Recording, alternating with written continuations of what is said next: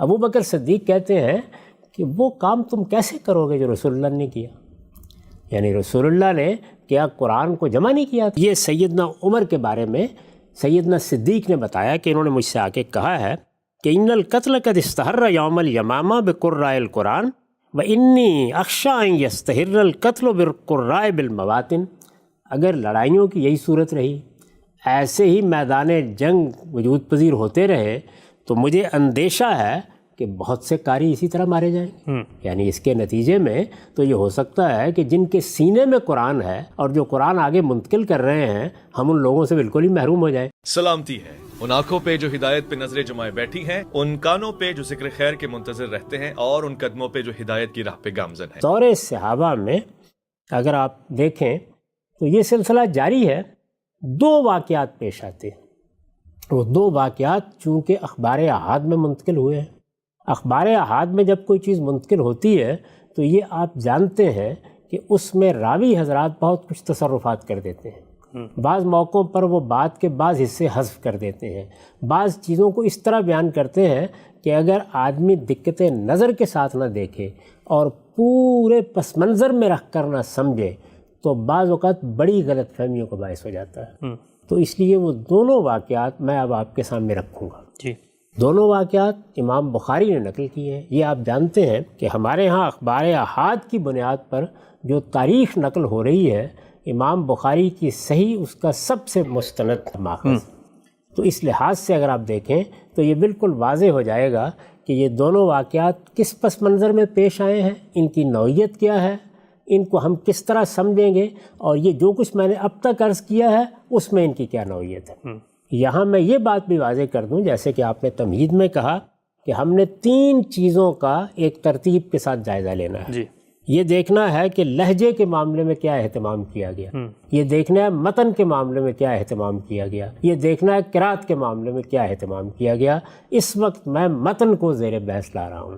یعنی متن کس طرح لکھا جا رہا تھا، جس طرح کہ میں نے آپ سے عرض کیا کہ جو رسم الخط اس وقت موجود تھا اس میں لوگ اپنے اپنے طریقے سے اس کو لکھ لیتے تھے، اور یہی متن اس قرات میں زبانی یاد بھی ہو رہا تھا جس کو لوگ پڑھ رہے تھے.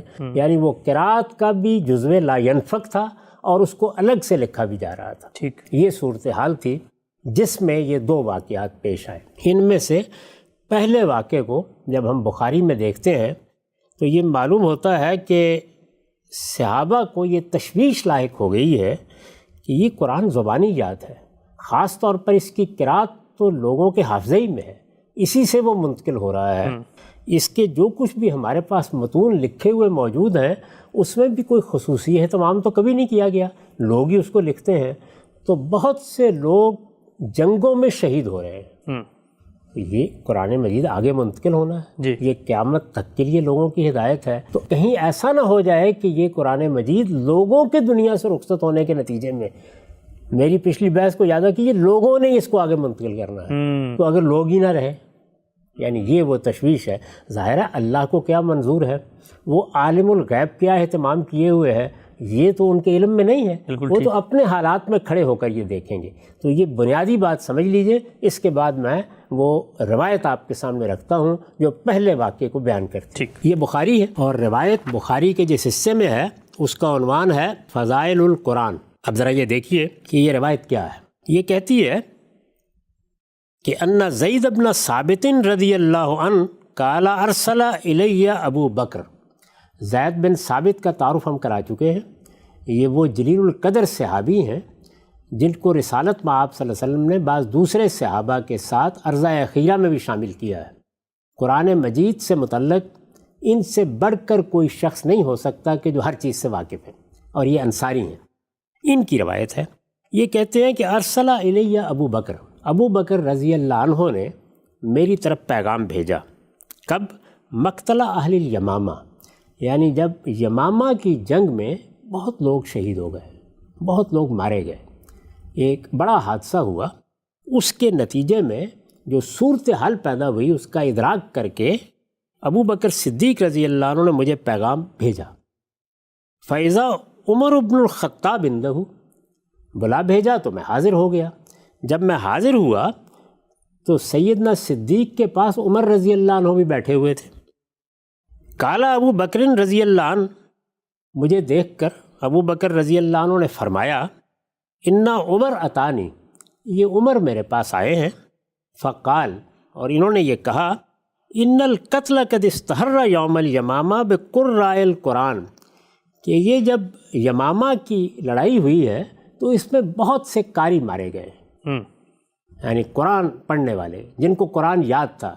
یہ قاری کا لفظ اس زمانے میں حفاظ کے لیے استعمال ہوتا تھا، جن کو قرآن یاد تھا، جو اس کی قرأت منتقل کر رہے تھے۔ یہ یمامہ کی جنگ میں بہت مارے گئے، ان کی بڑی تعداد شہید ہو گئی ہے۔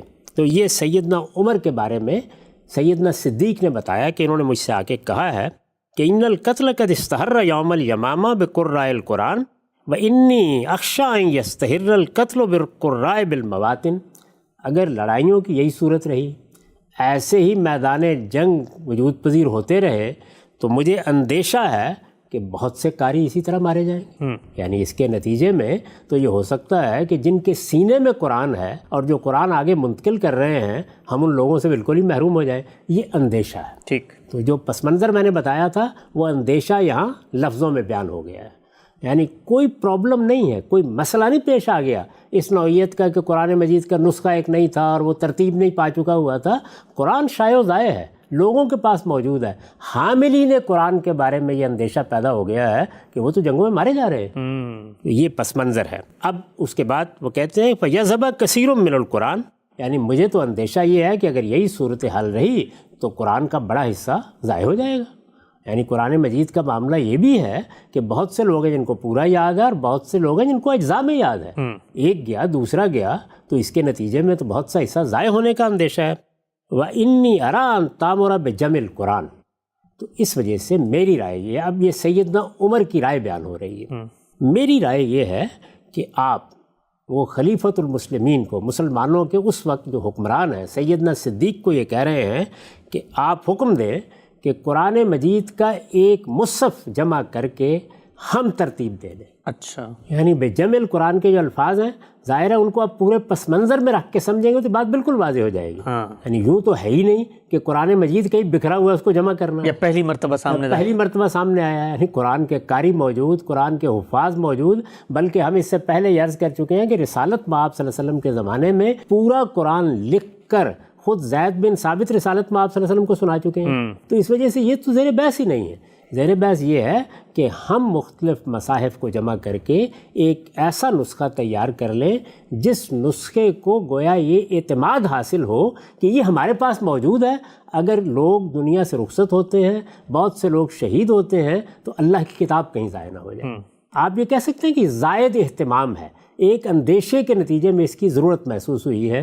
انہوں نے اس زائد اہتمام کے لیے سیدنا صدیق سے کہا قلت لعمر کیف تفعل شیئا لم یفعلہ رسول اللہ صلی اللہ علیہ وسلم۔ اب یہ دیکھیے کیا انہوں نے آگے کیا ارشاد فرمایا۔ ابو بکر صدیق کہتے ہیں کہ وہ کام تم کیسے کرو گے جو رسول اللہ نے کیا؟ یعنی رسول اللہ نے کیا قرآن کو جمع نہیں کیا تھا؟ وہ تو قرآن مجید کو پورا کا پورا پڑھا نہیں تھا؟ قرآن مجید کو پورا لوگوں کو دیا نہیں تھا؟ نہیں، وہ یہ کہتے ہیں کہ رسول اللہ صلی اللہ علیہ وسلم نے اس طرح کوئی خصوصی نسخہ تیار کرانے کا کام نہیں کیا۔ اچھا، رسول اللہ صلی اللہ علیہ وسلم نے اس کو اسی پر چھوڑا تھا کہ جس کو لکھنا ہے لکھ لے، جس کو یاد کرنا ہے یاد کر لے۔ یعنی یہ کام تو حضور نے نہیں کیا تھا۔ تو میں اپنے ہاں اس طرح کا ایک نسخہ حفظ ما تقدم کے طور پر ہی صحیح کیسے تیار کروا سکتا ہوں کہ جو کام اللہ کے رسول نے نہیں کیا؟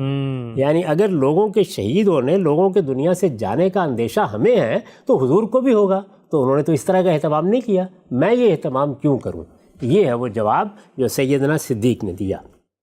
قال عمر ھذا واللہ خیر، عمر رضی اللہ عنہ نے کہا کہ آپ کی جو بھی رائے ہو، لیکن میرا مشورہ آپ مان لیں اسی میں خیر ہے، یعنی یہ بہتر ہے۔ وہ ایک اندیشہ محسوس کر رہے ہیں نا، لوگ دنیا سے رخصت ہو رہے ہیں، ہمارے پاس ایک نسخہ ہونا چاہیے جو پورے اہتمام سے تیار کیا ہے۔ یہ ایسے ہی ہے کہ دنیا میں ہزاروں اہتمام ہوئے ہیں، لیکن ایک تو ہمیں کر کے رکھ لینا چاہیے تاکہ اس کے بارے میں کوئی تردد نہ ہو، یعنی اس کو ہم سب مل کر کریں، یہ خلیفۃ المسلمین کے اہتمام میں ہو اور یہ نسخہ یہاں موجود رہے تاکہ اگر سب کچھ بھی ضائع ہو جائے تو یہ تو موجود رہے۔ یہ وہ بات ہے جو وہ کر رہے ہیں۔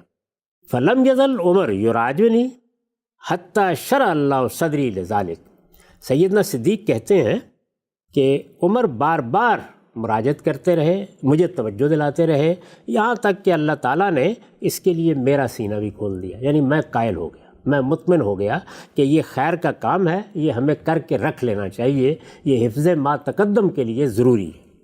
وَرَأَيْتُ فِي ذَلِكَ الَّذِي رَأَى عمر، تو انہوں نے فرمایا کہ میری بھی رائے وہی بن گئی ہے جو عمر کی رائے ہے. قال ابو بکر انک رجل شاب عاقل لا نتہمک، اور زید بن ثابت سے انہوں نے کہا کہ تم نوجوان آدمی ہو، بڑے عاقل ہو.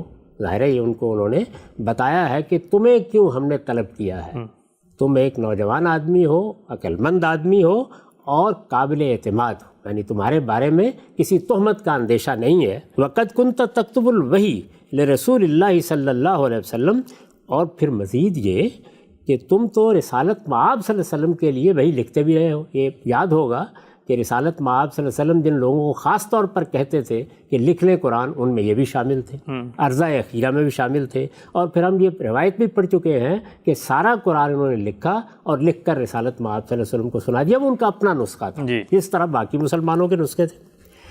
فتتبع القرآن فجمعوا، اس لیے کمر ہمت باندھو اور قرآن مجید کو ہر جگہ سے دیکھو اور اس کے بعد وہ نسخہ ترتیب دے دو. فجمع ہو یعنی جمع کر کے لے آؤ. اب دیکھیے یہاں پھر ایک غلط فہمی ہے جس کو اچھی طرح سمجھ لیجیے. جو اہتمام کیا گیا، راوی حضرات کیونکہ اس کو پوری طرح گرفت میں نہیں لے سکے تو وہ جو الفاظ استعمال کرتے ہیں ان کی 2-3 تعبیریں ہو جاتی ہیں، اس سے غلط فہمی پیدا ہوتی ہے. کہا کیا گیا ہے یہ نسخہ کسی کا ذاتی نسخہ نہیں ہے، یعنی کہ یہ نسخہ ترتیب دیا جا رہا ہے، پہلے لوگ اپنے طور پر لکھ رہے ہیں، یہ نسخہ اس اہتمام کے ساتھ ترتیب دینا ہے یا لکھنا ہے یا مرتب کرنا ہے کہ اگر اللہ تعالیٰ کی طرف سے کوئی ایسا معاملہ ہو جاتا ہے کہ جن کے سپرد یہ قرآن کیا گیا ہے ان کی بہت بڑی تعداد دنیا میں نہیں رہی، تو کم سے کم ہمارے پاس ایک مستند ترین نسخہ ہمارے اہتمام میں لکھا ہوا اس دارالحکومت میں موجود رہے. یہ چیز ہے. یہ حیثیت کیسے اختیار کرے گا یہ نسخہ؟ یہ لازم ہے اس کے لیے کہ اس سے متعلق کسی اختلاف کی گنجائش نہ ہے. تو جو کچھ موجود ہے، یعنی اب کسی کو یاد ہے صحابہ میں سے جو مدینے میں لوگ موجود ہیں، کسی کو یاد ہے تو ان کو بھی بلا لو، کسی کے پاس لکھا ہوا ہے تو ان سے کو بھی لے آئے. یعنی یہ نسخہ اب محض تم نے اس طرح ترتیب نہیں دینا، یہ مطلب ہے اس لفظ کا. یعنی یہ جو کہا گیا نا قرآن کا تتبع کرو، قرآن کو تلاش کرو، قرآن کہیں گم نہیں ہے. وہ سیدنا صدیق کے سینے میں بھی ہے، وہ عمر کے سینے میں بھی ہے، وہ زید بن ثابت کے سینے میں بھی ہے، لکھا ہوا بھی ہے، صحابہ اکرام کے پاس موجود ہے. یعنی جو حکم دیا گیا وہ یہ تھا کہ جہاں جہاں بھی صحابہ ہیں جنہوں نے حضور کے زمانے سے لکھا ہے، ان میں سے اگر کسی کے سینے میں ہے تو اس کو کہو آ کے مقابلہ کرے. ایک دن میں تو نہیں لکھا جانا نا، کئی دن لگنے ہیں اس میں، بلکہ ہو سکتا ہے مہینے لگے. مقابلے کا لفظ کس مفہوم میں کہا آپ نے؟ میں ایک کاتب کی حیثیت سے لکھ رہا ہوں، جو میں لکھ رہا ہوں آ کے دیکھتے رہیے، وہ آپ کے سینے کے بھی مطابق ہے، وہ آپ کے لکھے ہوئے بھی مطابق ہے، آئیے دیکھتے رہیے اس کو. یعنی تم بھی دیکھو وہ بھی دیکھیں، ٹھیک، تاکہ نہ تمہارے ہاں کوئی تردد باقی رہے اس نسخے کے بارے میں، نہ صحابہ اکرام کے دل میں کوئی تردد باقی رہے.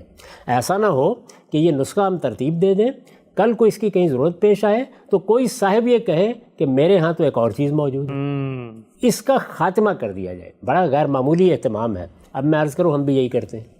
یعنی اس وقت جب قرآن مجید کی کتابت کی جاتی ہے تو کئی نسخے جمع کر کے دیے جاتے ہیں کہ جہاں تردد پیدا ہو وہاں ان سب نسخوں کو دیکھ لیجیے.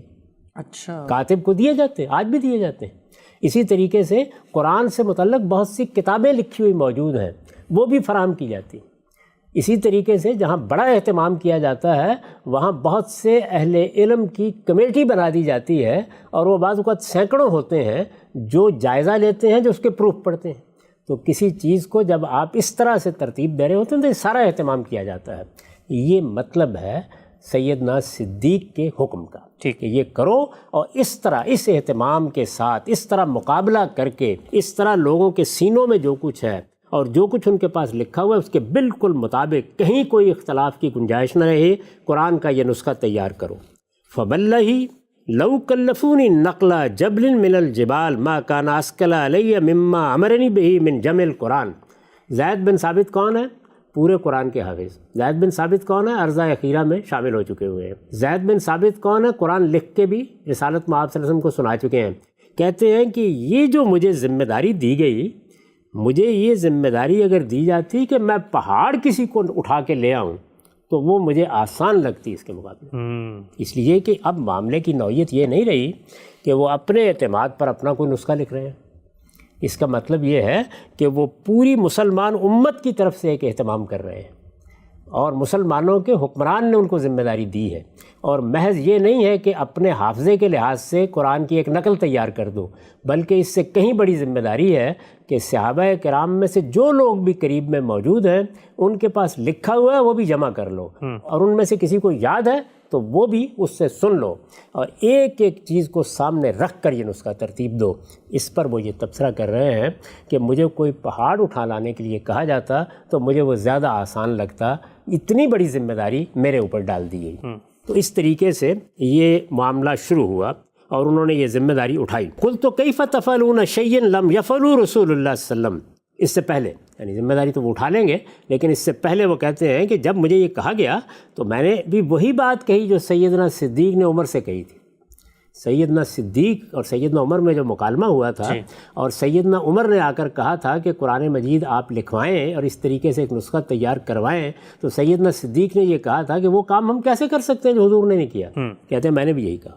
اچھا، کیف تفعلون شیئا لم یفعلوا رسول اللہ صلی اللہ علیہ وسلم، رسول اللہ صلی اللہ علیہ وسلم نے تو ایسا کوئی خاص نسخہ تیار نہیں کروایا تھا، یہاں کوئی نسخہ نہیں رکھوایا تھا، لوگوں پر چھوڑ دیا تھا، تو یہ کام آپ کیسے کر سکتے ہیں؟ قال هو واللہ خیر، تو سیدنا صدیق نے کہا وہی کہا جو اس سے پہلے عمر کہتے تھے کہ بخدا اسی میں خیر ہے، یعنی ہم نے بہت غور کر لیا ہے۔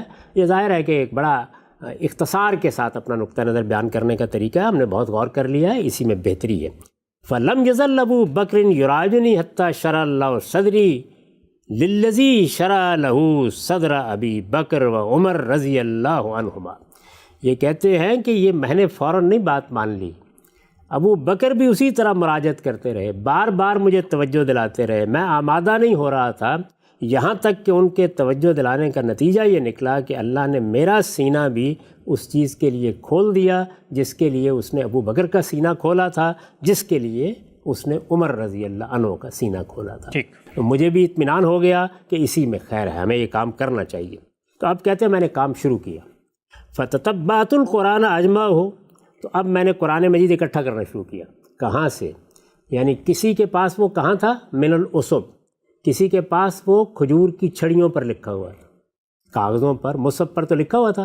یہ جملہ کیا ہے؟ یہ نہیں ہے کہ قرآن مجید اسی طرح لکھا ہوا تھا، لوگوں نے مصحف بھی بنائے ہوئے تھے، صحیفے بھی بنائے ہوئے تھے، لکھا ہوا بھی تھا، یہ بھی آخر لکھنے والے ہیں، یہ کسی چھڑی پر تو نہیں لکھنے والے، پتھر پر تو نہیں لکھنے والے، نہیں، لوگوں نے اپنی سہولت کے لحاظ سے اگر کسی چھڑی پر بھی لکھا ہوا تو وہ تک میں نے اس کو بھی میں نے منگوا لیا۔ اچھا، واللخاف، اور اسی طریقے سے بعض لوگوں نے پتھر کے بعض ٹکڑوں پر لکھا ہوا تھا، پتلا سا پتھر ہوتا ہے یا ٹھیکری ہوتی ہے، اس پر لکھا ہوا تھا، وہ بھی میں نے منگوا لیا۔ وہ صدور الرجال، اور جن کو یاد تھا ان سے میں نے کہا آ جاؤ تم بھی، اچھا، یعنی میں نے ان سب سے کہا وہ صدور الرجال کہ جس کے پاس جس چیز پر بھی لکھا ہوا، ایک آیت بھی لکھی ہوئی ہے وہ لے آئیں، اور اسی طریقے سے جن کو یاد ہے وہ بھی آ جائیں۔ یعنی اب گویا اس اہتمام کے ساتھ یہ نسخہ تیار ہو رہا ہے۔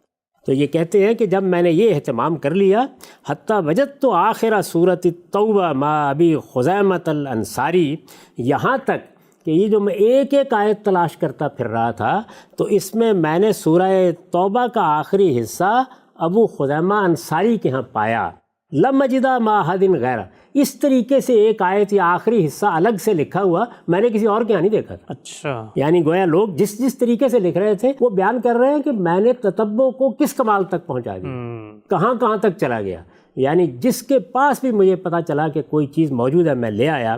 اس کے بعد وہ آیت نقل کی ہے، لقد جاءکم رسول من انفسکم عزیز علیہ ما عنتم، اور کہتے ہیں حتیٰ خاتمت بھرا، یعنی اس آیت سے لے کر سورہ توبہ کے خاتمے تک کی آیات ان کے پاس تھیں۔ یہ اس طریقے سے، اس اہتمام سے، اس طرح سے کہتے ہیں کہ میں نے وہ نسخہ تیار کیا جو ہمارے پاس رہے گا، کس اندیشے سے؟ اس اندیشے سے کہ لوگ جو قرآن لکھ رہے ہیں اور قاری جس کو پڑھ رہے ہیں، اگر لوگوں کے دنیا سے رخصت ہونے اور شہید ہو جانے کے نتیجے میں کوئی حادثہ ہو جائے تو حفظ ما تقدم کے طور پر یہ ایک نسخہ موجود رہے۔ فکانت الصحف عند ابی بکر، کہتے ہیں تیار ہو گیا، صحیفوں کی صورت میں تھا، اس زمانے میں ایسا ہی ہوتا تھا، یعنی جس طرح اب مجلدات ہوتی ہیں، یہ تو بہت بعد میں ہوا ہے، تو یہ سارے صحیفے تیار ہو گئے اور یہ سیدنا ابو بکر کے پاس رہے. کبھی کسی مراجعت کی ضرورت نہیں پیش آئی. صحابہ کرام اسی طرح لکھتے رہے, قرآن مجید اسی طرح پڑھا جاتا رہا. کسی نے آ کے کبھی نہیں دیکھا کہ اس کے ساتھ ملانا ہے. ایک اہتمام تھا, ہو گیا. سیدنا صدیق کے پاس وہ نسخے رکھ دیے گئے حتیٰ توفیہ اللہ, یہاں تک کہ وہ دنیا سے رخصت ہو گئے, یعنی کبھی ضرورت نہیں پڑی. ثم عند عمر حیاتہ, پھر سیدنا عمر کی پوری زندگی وہ ان کے پاس رہا, یعنی وہ ظاہرہ کہ امیر المومنین بنے تو ان کے پاس آ گیا. ثم عند حفصہ بنت عمر رضی اللہ عنہا, اس کے بعد جب سیدنا عمر دنیا سے رخصت ہوئے تو وہ اندیشہ ہی ختم ہو چکا تھا. یعنی جس اندیشے کو سامنے رکھ کر یہ کیا گیا تھا, مسلمان پھیل چکے تھے, قرآن کے قاریوں کی بڑی تعداد وجود میں آ چکی تھی, اب جنگوں میں بھی اگر مارے جائیں تو کوئی اندیشہ باقی نہیں رہا تھا. چنانچہ سیدہ حفصہ کے پاس بھیج دیا گیا کہ اب اس کو اس اہتمام کے ساتھ رکھنے کی ضرورت نہیں ہے, ام المومنین ہے, اور پھر سیدنا عمر کی بیٹی بھی ہیں, ان کے پاس بھیج دیا گیا وہ نسخہ کہ آپ اسے اپنے پاس رکھیے. نہیں رہے تو محفوظ آپ کے پاس, لیکن اب اس طرح مراجعت کی ضرورت نہیں, سرکاری اہتمام کی ضرورت نہیں, امیر المومنین کے پاس رکھنے کی ضرورت نہیں, کیونکہ جس اندیشے سے اس کو رکھا گیا تھا الحمدللہ وہ پیش ہی نہیں ہے. سبحان اللہ. یہ پہلے واقعے کی حقیقت ہے, جس کو میں نے چند چیزوں کی وضاحت کے ساتھ اس لیے سمجھا دیا ہے کہ اس سے متعلق بڑی غلط فہمیاں لوگوں نے پیدا کر دی. ٹھیک, ایک دو وضاحتیں مختصر ہم سب. یہ کہا جاتا ہے جس طرح اس پوری روایت سے واضح ہو گیا کہ جس وقت سیدنا عمر نے مشورہ دیا ہے ابو بکر صدیق کو اور انہوں نے پہلے مرحلے میں اس مشورے پر عمل نہیں کیا اور اس پر تردد کا اظہار کیا, تو اس سے یہ تو واضح ہو گیا ان کی اس بات سے کہ اس کی تو کوئی صورت ہی نہیں ہے کہ قرآن مجید مرتب شکل میں مصحف کی شکل میں موجود نہیں, ورنہ خود سیدنا ابوبکر آگے بڑھ کے کہتے ہیں بڑا اچھا آپ کا مشورہ ہے, تو سب سے ضروری کام ہمیں کرنا چاہیے. لیکن پوری بحث ایک پس منظر میں ہوئی, آپ نے واضح کیا. یہ بھی بتائیے گا کہ اس سے بڑی غلط فہمی پیدا کی جاتی ہے جب سیدنا زید گئے ہیں, کہتے ہیں کسی نے چھال پہ لکھا ہوا ہے, کسی نے پتھر پہ لکھا ہوا ہے. آپ نے واضح فرمایا کہ وہاں تک گئے کہ اس کو بھی کوئی غلط فہمی نہ رہے اور ایک کامن کنسنسس ہو کہ ہر ایک کے پاس جو کچھ ہے پوچھ لیا اور ایک مرتب نسخہ بن گیا. یہ بات ذرا بتائیے گا کہ پھر اس زمانے میں اگر یہ کاغذ واغذ موجود بھی تھے تو پھر یہ چھال وال پہ کیوں لکھا جاتا تھا؟ یہ تو بہت دیر بعد بھی ایسے ہی ہوتا رہا ہے. یعنی کاغذ اتنا عام نہیں تھا کہ آپ جائیں اور اردو بازار سے خرید کے لے آئیں. کاغذ بہت مشکل سے ملتا تھا, کاغذ کا اہتمام کرنا پڑتا تھا. پھر یہ کہ چمڑا اس کے اوپر لکھتے تھے, تو اس وقت لکھنے کی جو صورتیں موجود تھیں لوگ ان سے کام لیتے تھے, اسی طرح لکھتے تھے. میں نے 2 صورتیں اپنے پاس کسی چھال پر لے کے رکھ لی ہیں, چمڑے پر لے کے, باقی مجھے یاد ہیں, باقی مجھے یاد ہیں. تو یہ تو ایک بالکل عمومی چیز ہے, یہ صدیوں بعد تک اس طرح رہا ہے. جس بڑے پیمانے پر کاغذ کا شیو ہوا, بننا شروع ہوا, سلطنت بہت بڑھ گئی, یہ بہت بعد کی باتیں ہیں. تو اس زمانے میں ایسے ہی تھا, انہوں نے پورا اہتمام کیا کہ ہر چیز میرے پاس آئے. یعنی ایسا نہ ہو کہ یہ نسخہ کل مراجعت کی ضرورت پڑے تو کوئی ایک شخص اٹھ کے کہے کہ میرے پاس تو یہ چیز موجود ہے. اگر جب پتھر بھی انہوں نے پورا موقع دیا لوگوں کو. اور یہ دیکھیے اس میں یہ بیان کیا گیا ہے کہ فی صدور الرجال, یعنی لوگوں کے جو سینوں میں تھا, جن کو یاد تھا ان سے کہا کہ تم بھی سناؤ, آگے مقابلہ کرو. ظاہر ہے وہ روز لکھتے ہوں گے تو وہ کہتے تھے کہ دیکھ لیجیے آگے. یعنی یہ گویا سب کے سامنے کام ہو رہا ہے, کسی الگ جگہ پہ نہیں ہو رہا, بلکہ مجھے کہنے دیجئے کہ گویا اس وقت بھی کوشش ہو رہی ہے کہ اس پر اجماع بھی واقع ہو اور صحابہ کرام کا جم غفیر بھی اس کے سبحان اللہ, یعنی سب کے سب اس نسخے پر بھی ہر لحاظ سے وہی اہتمام کیا جا رہا ہے جو رسالت پا آپ صلی اللہ علیہ وسلم نے اس امت پر اور مسلمانوں پر اعتماد کر کے کیا ہے اور جس کے تحت یہ قرآن منتقل ہو رہا ہے. ٹھیک, تو یہ پہلا واقعہ ہے. اس کے بعد ایک دوسرا واقعہ پیش آیا. وہ دوسرا واقعہ یہ ہے کہ سیدنا ابو بکر کا زمانہ گزر گیا, سیدنا عمر کا دور بھی گزر گیا. اسی طریقے سے یہ میں نے جس طرح کہ آپ کو بتایا, کوئی مراجعت کی ضرورت پیش نہیں آئی, کسی جگہ وہ اندیشہ پورا نہیں ہوا, مسلمانوں کی بڑی تعداد ہے, ایک بڑی سلطنت بن گئی ہے. سیدنا عمر دنیا سے رخصت ہوئے اور سیدنا عثمان سریر رائے سلطنت ہو گئے. اب سیدنا عثمان رضی اللہ عنہ کے زمانے میں ایک صحابی یہ بیان کرتے ہیں کہ میں کہاں سے آیا, ہم لوگ اب جنگیں کر رہے ہیں. یہ جنگیں پہلے عرب کے سواحل پر ہو رہی تھیں, اس کی سرحدوں پر ہو رہی تھیں. وہاں سے یہ لوگ نکلے اور یہ عراق اور شام یہ علاقے ہیں, ان پر طاقت ہوئی, یہ یہاں سے وسط ایشیا تک پہنچ گئے. اب وسط ایشیا تک پہنچے ہیں تو جب یہ عرب کی سرزمین سے نکلے ہیں تو کیا ہر جگہ عرب ہی تھے؟ اب مسلمان تو ان مختلف علاقوں میں مختلف زبانیں بولنے والے, مختلف پس منظر کے, خود ایرانی میں ظاہر ہے کہ فارسی پس منظر کے لوگ ہیں, لیکن جو مسلمان ہوتا ہے قرآن لکھتا ہے. ٹھیک, جو مسلمان ہوتا ہے اپنی آئندہ نسلوں کو قرآن پڑھاتا ہے, خود قرآن کی تلاوت کرتا ہے. تو قرآن کی قرات, قرآن کی تلاوت قرآن کی تحریر یہ تو ہر جگہ ہو رہی ہے. یہ جو صورتحال ہوئی اب عرب کے باہر کے علاقوں میں جا کر وہاں ایک اور مسئلہ پیدا ہوا ہے. انہوں نے آ کے اس مسئلے کے بارے میں یعنی ایک صحابی نے سیدنا عثمان کو متنبع کیا. اس سے وہ دوسرا واقعہ پیش آیا ہے, وہ بھی آپ سن لیجئے. امام بخاری کی صحیح سے میں اس واقعے کو بھی پڑھ رہا ہوں اور یہ بھی اسی فضائل القرآن میں ہے. یہ کہتے ہیں کہ انس بن مالک نے یہ بیان کیا کہ ان حذیفہ بن الیمان قدم علی عثمان, یہ ان صحابی کا نام ہے. حذیفہ بن یمان سیدنا عثمان رضی اللہ عنہ کے پاس آئے. سیدنا صدیق کا دور گزر گیا, سیدنا عمر کا دور بھی گزر گیا. آپ جانتے ہیں کوئی 2.5 سال کے قریب سیدنا صدیق کا دور ہے اور 10 سال سے زیادہ سیدنا عمر کا دور ہے, یہ گزر گئے ہیں. تو یہ کہتے ہیں کہ حذیفہ آئے وَكَانَ يُغَازِي أَهْلَ الشَّامِ فِي فَتْحِ ارمینیا و آذربائیجان مع اہل العراق. یعنی یہ آرمینیا میں اور آذربائیجان میں جب علاقے فتح ہو رہے تھے تو وہاں شام کے لوگوں اور عراق کے لوگوں کے ساتھ مصروف جنگ رہے تھے. اچھا, یعنی وہاں یہ جنگوں میں مصروف رہے تھے. فَأَفْزَا حُذَیفَةَ اخْتِلَافُهُمْ فِي الْقِرَاء, تو جس چیز نے ان کو بالکل گھبرا دیا وہ یہ تھا کہ یہ دور دراز علاقوں میں تو یہ شامی عراقی بھی جب جاتے ہیں تو ان کے ہاں بھی اور جو نئے لوگ ہیں ان کے ہاں بھی قرات میں کچھ اختلافات ہونے لگ گئے ہیں. اب یہ کہ جملہ بتا رہا ہے کہ اس سے پہلے مسلمانوں کے ہاں اس طرح کے کسی اختلاف کی بھی کوئی اطلاع نہیں ملی.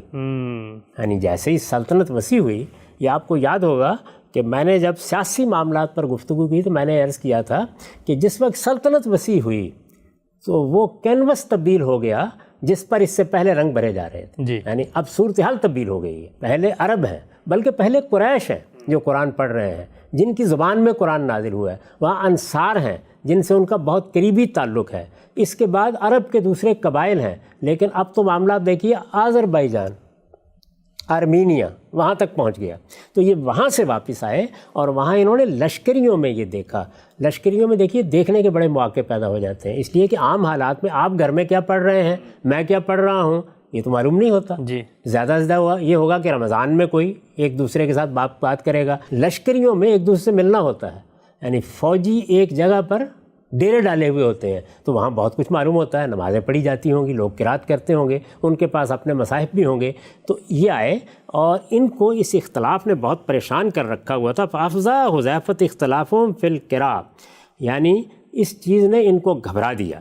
فَقَالَ حُذَیفَةُ لِعُثْمَانَ, تو حذیفہ نے سیدنا عثمان کی خدمت میں آ کر عرض کیا, یا امیر المومنین ادرک هذه الامہ قبل ان یختلفوا فی الکتاب اختلاف الیہود والنصارى, اس سے پہلے یہود اور نصارہ اپنی کتابوں کے بارے میں جس طرح کے اختلاف میں مبتلا ہو گئے, مجھے اندیشہ ہے کہ کہیں یہ امت اسی طرح کے اختلافات میں مبتلا نہ ہو جائے اللہ کی کتاب کے بارے میں, اس سے پہلے کہ یہ حادثہ ہو اس کو سنبھال لیجئے. یعنی وہ اپنے اندیشے کا اظہار کرنے کے لیے ان کے پاس ہے. ادرک هذه الامہ قبل ان یختلفوا فی الکتاب اختلاف الیہود والنصارى, یہ معلوم ہے کہ یہود و نصارہ کے ہاں جو اختلاف تھا اس کے مقابلے میں یہی تو امتیاز تھا قرآن کا کہ یہ جس طرح ملا ہے ہمارے پاس ویسے ہی موجود ہے. تو پہلے ہی مرحلے میں جب انہوں نے دیکھا کہ لشکریوں میں کچھ اختلاف کر رہے ہیں تو انہوں نے کہا کہ اس کا فوراً ازالہ ہونا چاہیے. اس کو بھی سمجھ لیجئے. ایک چیز یہ ہے کہ مجھے قرآن یاد ہے, یاد کرنے والا دوسرے سے سن کے یاد کرتا ہے. اس میں سہو و نسیان تو ہو سکتا ہے لیکن کسی بڑی غلطی کا امکان نہیں ہوتا. ٹھیک. یہ ہم اب بھی جانتے ہیں کہ جس وقت وہ لوگ جو حفاظ ہیں قرآن پڑھتے ہیں, اگر میں نے غلطی کی ہے, مجھ سے کوئی سہو ہوا ہے تو آپ درست کر دیں گے, آپ سے ہوئی ہے تو میں درست کر دوں گا. یہی وہ چیز ہے جو اجماع اور تواتر کی وجہ سے ہر غلطی سے قرآن کو پاک رکھتی ہے. ٹھیک. یا کسی بھی چیز کو پاک رکھتی ہے. تو جب لوگ قرات کر رہے ہوتے ہیں یا زبانی پڑھ رہے ہوتے ہیں تو اس میں یہ اندیشہ نہیں ہوتا. لیکن کیا سب لوگ حفظ کرتے ہیں؟ اس وقت کی صورتحال یہ ہے, سارے کے سارے حفاظ ہوتے ہیں؟ نہیں. کیا اس وقت جو لوگ مسلمان ہو رہے تھے ان میں سے ہر ایک قرآن کا حافظ ہو جاتا تھا؟ بہت بڑی تعداد میں لوگ زبانی بھی یاد کرتے تھے. زیادہ تر لوگ اپنے پاس لکھ کے رکھ لیتے تھے. اور میں یہ عرض کر چکا ہوں کہ لکھ کر جب رکھا جائے گا تو اس وقت کے رسم الخط میں لکھا جائے گا. اب آدمی نے سن بھی لیا ہے اور اس نے پڑھ بھی لیا ہے, حافظ نہیں ہے. وہ قرآن مجید کسی وقت کھولے گا, پڑھے گا تو ہو سکتا ہے کہ اپنے اٹکل سے غلطی کرے, پڑھنے میں غلط رائے قائم کر لے. کسی جملے کی تعریف کے معاملے میں عربیت کے طریقے پر وہ سمجھے کہ بات درست ہے لیکن غلط ہو، اور اگر عجمی ہے تو اور بھی زیادہ امکان ہے۔ تو یہ گویا لکھے ہوئے نسخے جو لوگوں کے پاس موجود ہیں، اور اس وقت کی صورتحال یہ ہے کہ لکھے ہوئے نسخے ہم میں سے ہر ایک کے گھر میں موجود ہیں، لیکن حفاظ تو اتنی بڑی تعداد میں نہیں ہوتے۔ تو اس وجہ سے انہوں نے جو کچھ دیکھا ہے وہ کیا ہے کہ متن کے پڑھنے کی بنیاد پر غلطی ہو رہی ہے۔ ٹھیک، تو یہ سمجھ لیجئے کہ یہ اصل میں جن لوگوں نے زبانی یاد کیا ہے یہ ان قاریوں کی غلطی نہیں ہے، زبانی یاد کرنے والے وہ خود بھی ہیں، اور یہی لوگ ہیں کہ جنہوں نے دیکھا کہ بعض لوگوں نے جو نسخے لکھ رکھے ہوئے ہیں ان کو جب وہ پڑھتے ہیں تو اس میں غلطیاں ہوتی ہیں۔ ٹھیک، تو یہ بات انہوں نے آ کے بتائی، اور انہوں نے کہا کہ اس امت کو سنبھالیے اس سے پہلے کہ اللہ کی اس کتاب میں بھی اسی طرح کے اختلافات ہونے لگ جائیں جس طرح کے یہود و نصارہ کے ہاں ہوئے ہیں۔ فَأَرْسَلَ عثمان إِلَىٰ حفصہ۔ اب یہ دیکھیے سیدنا عثمان نے کیا کیا۔ لوگ کہتے ہیں سیدنا عثمان نے قرآن ترتیب دیا، انہوں نے سیدہ حفصہ کی طرف بھیجا۔ وہ جو نسخہ اس اہتمام کے ساتھ سیدنا صدیق نے ترتیب دلوایا تھا وہ انہوں نے منگوا لیا، یعنی وہ جو پہلے سے مرتب ہوا وہ پہلے سے موجود تھا۔ فارسلہ عثمان إِلَىٰ حفصہ ان ارسلی الینا بالصحف ننسخها فی المصاحف ثم نردها الیک۔ پیغام کیا بھیجا؟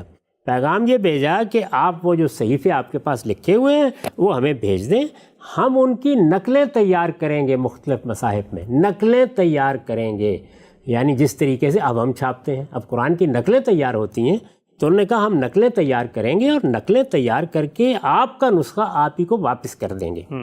فارسلت بہا حفصۃ إِلَىٰ عثمان، تو سیدہ حفصہ نے وہ نسخہ، وہ سیدنا صدیق کے زمانے میں جو تیار کیا گیا تھا وہ عثمان رضی اللہ عنہ کو بھیج دیا۔ فَأَمَرَ زید بن ثابت، اب انہوں نے کیا کیا؟ زید بن ثابت کو حکم دیا۔ دوسرے کون ہیں؟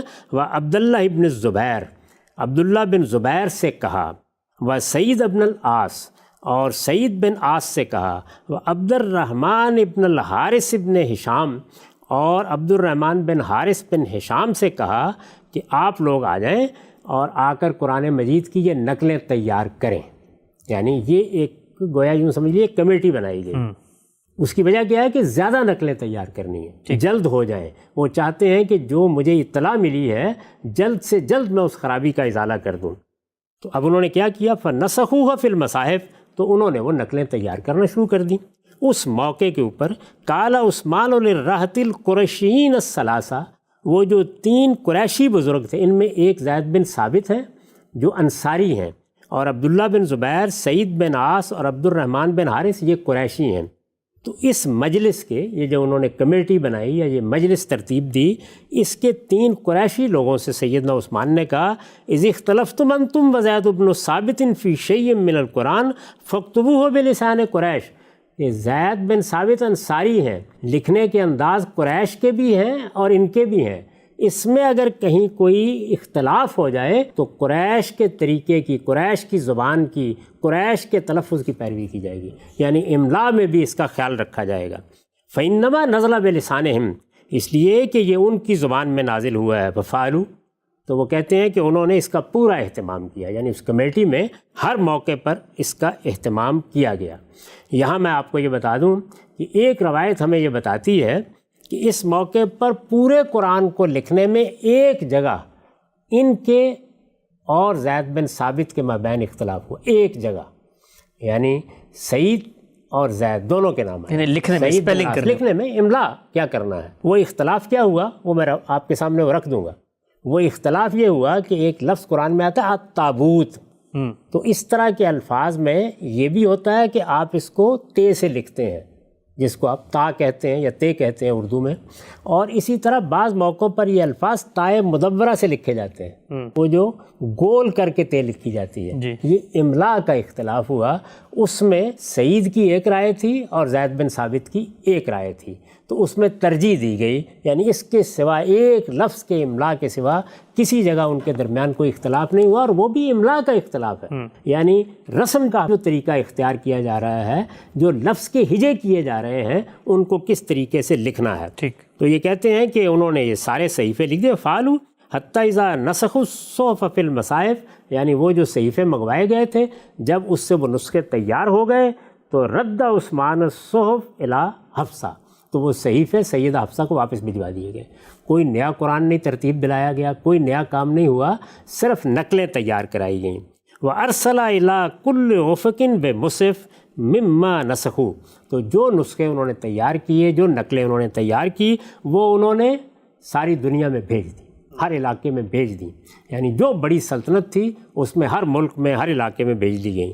وَأَمَرَ بِمَا سِوَاهُ مِنَ الْقُرْآنِ فِي كُلِّ صَحِيفَةٍ وَمُصْحَفٍ أَن يُحْرَق، اور اس کے ساتھ ہی ہدایت کی کہ اس سے مختلف اگر کسی جگہ پر کوئی صحیفہ یا پورا مصحف لکھا ہوا ہے تو وہ جلا دیا جائے، ختم کر دیا جائے۔ اس طریقے سے یہ غیر معمولی معاملہ ہوا کہ قرآن مجید کا املا بھی بالکل ایک کر دیا گیا۔ یعنی اب تک کیا تھا، آپ یہ جانتے ہیں کہ جو بھی رسم الخط ہو اس میں املا کے اختلافات ہوتے ہیں، یہ انگریزی زبان میں اب تک طے کیے جاتے ہیں، ہماری اردو میں ابھی تک ہم اس پر بحثیں کرتے ہیں، یعنی یہ بحثیں آپ کو پوری کتابوں میں ملتی ہیں۔ اگر آپ املا پر اردو زبان میں کتابیں پڑھیں اور خاص طور پر موجودہ زمانے میں جو بحثیں ہوئی ہیں پچھلے 50 سال میں ان کو دیکھیں تو ایک ایک لفظ کے بارے میں یہ بحثیں ہو جاتی ہیں۔ گنجائش میں یہ کہ نقطے ڈالنے ہیں یا حمزہ لکھنی ہے، نہیں کہ نیچے ہا کا شوشہ ڈالنا ہے یا نہیں ڈالنا، اس طرح کی بہت سی چیزیں ہوتی رہتی ہیں۔ تو انہوں نے بھی اس کا پورا اہتمام کیا کہ جو قریش کا لکھنے کا طریقہ ہے، املا بھی قرآن کا اس طریقے سے ہو جائے۔ یہ قرآن کا املا، پھر عرض کر دوں، یعنی آپ جب کسی لفظ کو لکھتے ہیں تو ایک یہ ہے کہ وہ لفظ کیا ہے، اس کا تلفظ کیا ہے، ایک یہ ہے کہ جملہ کس طریقے سے پڑھا جائے گا، ایک یہ ہے کہ جس رسم الخط میں بھی آپ لکھ رہے ہیں اس کے ہجے کیسے کر رہے ہیں، اس میں املا کیا ہے، یعنی جو حروف جن سے الفاظ بنتے ہیں ان کی صورتیں کیا ہیں۔ تو اس معاملے میں بھی کوئی اختلاف باقی نہ رہے۔ سیدنا عثمان نے یہ اہتمام کیا کہ قریش کے طریقے پر قرآن مجید کے متن کا املا کر دیا جائے گا، اور پھر اس کے بعد اس سے مختلف املا نہیں ہو سکتا، اس لیے کہ باقی سب سے کہا کہ وہ اس کو ضائع کر دیں۔ تو املا کے معاملے میں بھی صحابہ کرام نے اس درجے اہتمام کیا کہ اگر آپ اپنے رسم الخط کے لحاظ سے لکھتے ہیں اور وہاں املا میں کوئی دوسرا طریقہ اختیار کرتے ہیں، عربی زبان ہی کو لکھ رہے ہیں لیکن کوئی دوسرا طریقہ اختیار کرتے ہیں، تو بنائے اختلاف واقع ہو جاتی ہے، اس کا بھی آخری درجے میں خاتمہ کر دیا جائے۔ یہ حقیقت ہے کہ ہم آج کے زمانے میں بھی اپنی کتابوں میں ابھی اس درجے کا اہتمام نہیں کر پاتے۔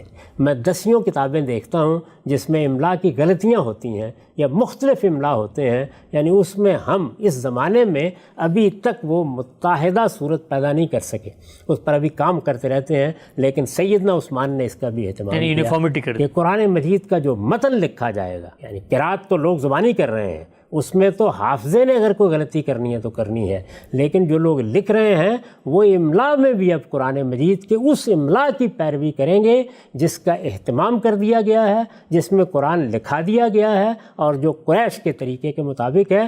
یہاں تک کہ اس میں اگر ایک حرف کے معاملے میں یہ اختلاف ہوا کہ یہ تا کس طرح لکھنی ہے تو اس میں بھی بحث ہوئی اور فیصلہ کیا گیا۔ وہ فیصلہ بھی میں آپ کے سامنے رکھ دیتا ہوں۔ یہ اعظمی صاحب نے اس کو الجامع الکامل میں نقل کیا ہے۔ وہ کہتے ہیں وَكَانَ سعید بن العاص عرب الناس وَأَشْبَهُهُمْ بِلَهْجَةِ رسول اللہ صلی اللہ علیہ وسلم۔ سعید بن عاص جو اس مجلس کے ایک رکن ہیں، یہ میں ان کے نام سنا چکا ہوں، کہتے ہیں کہ یہ سعید بن عاص کون تھے، اور اس سے آپ اندازہ کر سکتے ہیں کہ جن لوگوں کی وہ مجلس بنائی گئی یا کمیٹی بنائی گئی وہ کس درجے کے لوگ تھے۔ کہتے ہیں سعید بن عاص سب سے زیادہ عربیت سے شناسہ لوگوں میں سے تھے، یعنی لوگوں میں عربی زبان کا ذوق، عربی زبان کیسے لکھی جاتی ہے، اس میں کیا آداب ہیں اس زمانے کے لحاظ سے، اس میں سب سے برتر شخصیت تھے۔ وَأَشْبَهُمْ بِلَهْجَةِ رسول اللہ صلی اللہ علیہ وسلم، اور رسول اللہ جس لہجے میں قرآن پڑھتے تھے اس میں سب سے زیادہ مشابہت تھی۔ اچھا، یہ ان کی خصوصیت تھی۔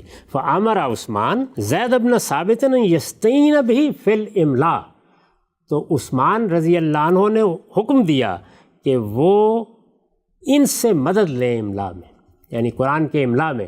اس سے یہ واضح ہو گیا کہ یہاں مسئلہ کیا ہے، املا کو یکساں کرنا، ہجے ایک ہونے چاہیے، قرآن مجید کے حروف کو لکھنے کا طریقہ ایک ہونا چاہیے، اس میں بھی کوئی اختلاف کبھی پیدا نہ ہو سکے۔ بیان کرتے ہیں وَلَمْ يَخْتَلِفْ زید وَسَعید فی شین اللہ فی حرف واحد فی سورۃ البقرہ، یعنی سیدنا عثمان نے زید بن ثابت سے کہا تھا کہ جب تم تحریر کرو گے یا لکھو گے تو املا کے معاملے میں سعید سے مدد لینی ہے۔ تو سعید اور زید کے مابین کسی چیز میں کوئی اختلاف نہیں ہوا، یعنی مدد کی ضرورت نہیں پڑی، البتہ ایک حرف کے لکھنے میں اختلاف ہوا، اور وہ حرف سورہ بقرہ کے ایک لفظ میں ہے۔ फ़क़ाल अहदुहुमा अत्ताबूत वक़ाल आखर अत्ताबूत, यानी लफ्ज़ वही है, बोलना भी वैसे ही है, लेकिन ये कि क्या वो लिखते वक्त बड़ी ता से लिखा जाएगा या ताए मुदव्वरा से लिखा जाएगा। फ़ख्तीरा किरात व ज़ैद, यानी ज़ैद जैसे उसका इमला करते थे इसको इख्तियार कर लिया गया, इसको तरजीह दी गई। लिअन्नहु काना कातिबल वही, इसलिए कि वो तो हुजूर के सामने लिखते रहे थे। तो आप देखिए अंसारी होने के बावजूद ये कहा गया कि चूँकि हुजूर की तायद हासिल है इनके लिखे हुए को, वो अपना लिखा हुआ सुना भी चुके हैं, तो इसलिए इन्हीं की राय की पैरवी कर ली जाएगी। इस एहतमाम के साथ कुरान मजीद के मतन को सहाबाए किराम ने अपने यहाँ रिवाज दिया, यानी रिवाज तो वो पा चुका था, लिखा भी जा रहा था, लोग उसको नकल भी कर रहे थे, मसाहिब भी तैयार हो रहे थे, लेकिन अदना दर्जे में अंदेशा हुआ कि कहीं ये लोग ही दुनिया से रुखसत ना हो जाएं, तो एक नुस्खा तैयार कराया गया हिफ्ज़ मा तक़द्दम के तौर पर। और फिर उसके बाद लश्करियों के यहाँ से ख़बर मिली कि वहाँ लोगों ने कोई इख्तलाफ किया है, तो इस दर्जे का अहतमाम किया गया कि उसी नुस्खे को वहाँ से मंगवाया गया, उसकी नकलें तैयार कराई गईं, इमला में वहदत पैदा की गई और सब लोगों को हुक्म दे दिया गया कि अब इससे मुख्तलिफ इमला भी नहीं किया जा सकता कुरान मजीद का।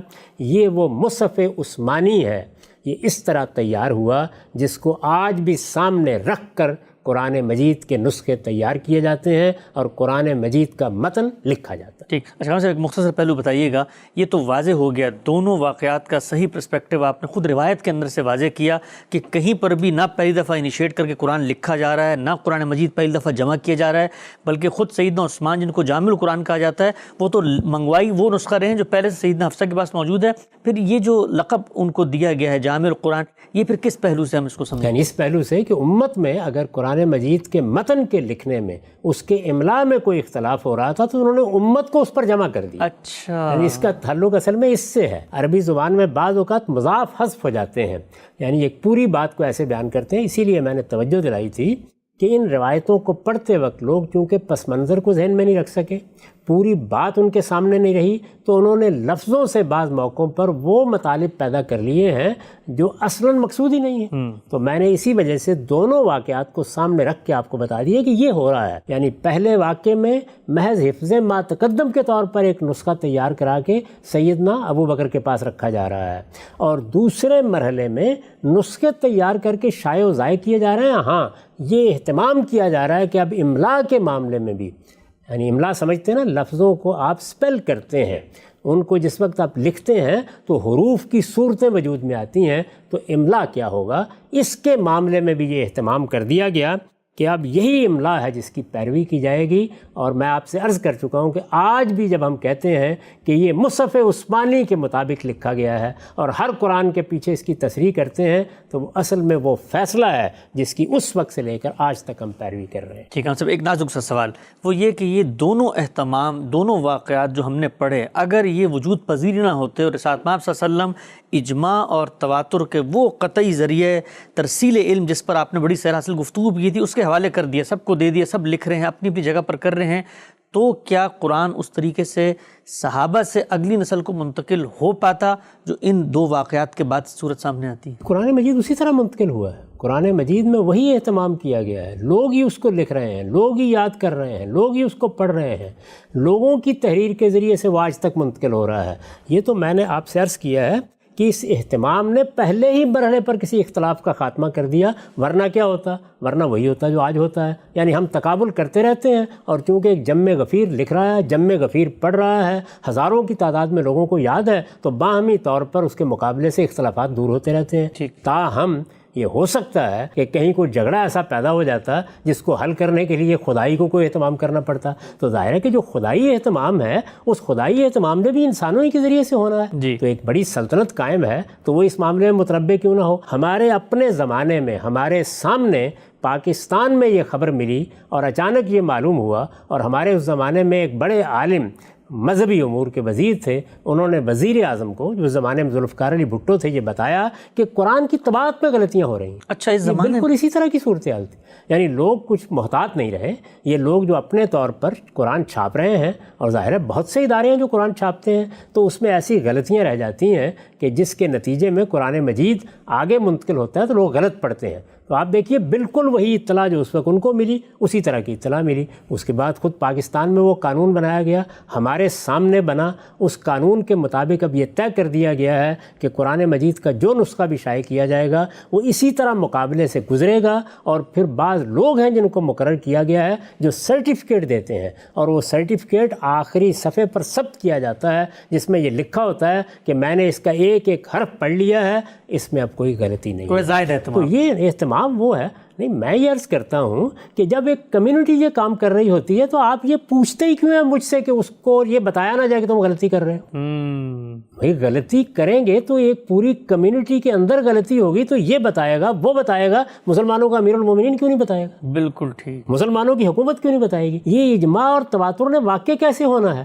یعنی یہ کوئی گدھوں پر کتاب لاد دی گئی, یہ انسان ہے, ان سے غلطیاں بھی ہوں گی, کوتاہیاں بھی ہوں گی. اسی لیے تو اجماع اور تواتر حتمی حجت بن جاتا ہے کہ اگر یہاں ہوں گی تو یہ توجہ دلائے گا, وہاں ہوں گی تو یہ توجہ دلائے گا, اور اگر کہیں اس طرح کی غلطی ہوگی کہ ریاست کو توجہ دلانی ہے تو ہماری حکومت اس کے لیے قانون. وہ نسلوں کو منتقل اسی لیے کیا گیا یہ نسلوں کو منتقل اس لیے کیا جاتا ہے. تو اس طرح سے قرآن مجید کے متن کی حفاظت کا اہتمام صحابہ کرام نے کیا. یہ دو ہی واقعات ہیں جو پیش آئے, اس کے بعد کبھی کوئی ضرورت پیش نہیں آئی. تو یہ میں نے دونوں آپ کے سامنے بخاری سے رکھ دیے, دونوں روایتیں آپ کو سنا دیں اور یہ بتا دیا کہ یہ اہتمام کس وجہ سے ہوا, کس پس منظر میں ہوا اور کیا اہتمام ہوا.